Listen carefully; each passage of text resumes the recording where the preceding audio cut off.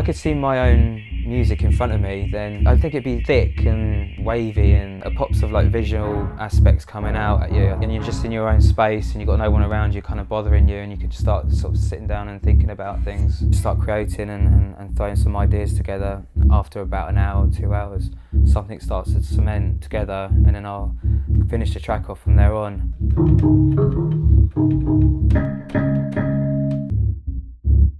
Took me half a day to kind of come up with the sound itself, but it's using what, 3, 4, 5, 6, 7, 8, 9, 10, nearly 10 oscillators.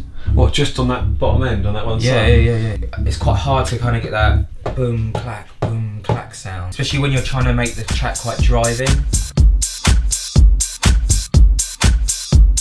They have like stereo pan there, so just like a snare will pop out in the clubs at the side.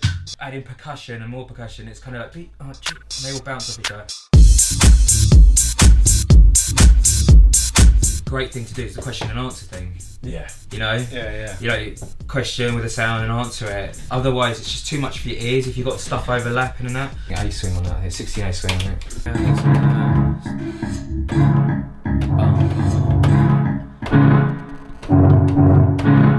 Yeah, like dark, add a bit of darkness to it.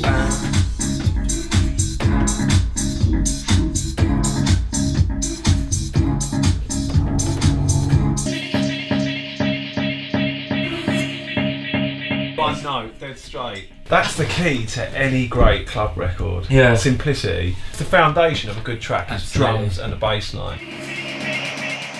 I remember like when I put my first record on, man, I couldn't put it on, my hands were shaking like this, so I had to throw the needle on the record, and sometimes I'd throw it so far I'd have to rewind like half the record. In the club, you're gonna just, that's gonna really carry it.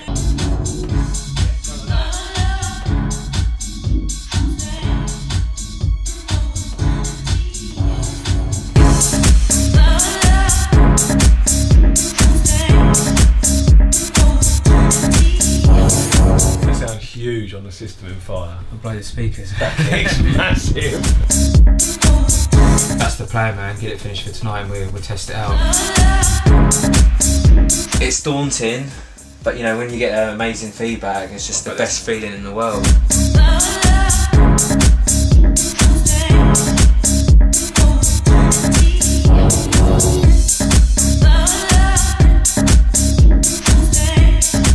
These days you have to be a bit of everything, you can't just be a producer or just a DJ, you kind of have to be both. You've got to test your records out somewhere, what better place than in a club. So when I play my track out for the first time, it's very nerve-wracking, you know, sometimes my hands are shaking like before I press the play button, but once it gets going and I see the crowds react in a good way, then it's all good from there on.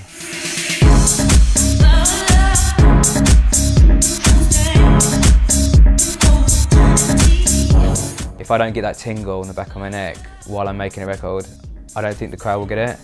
And I've always gone by that, you know, if something's not working in the studio, then it won't work on the dance floor. There's nothing more of a buzz than seeing people react, putting their hands up in the air, smiling at your music, you know, that's what it's all about for me.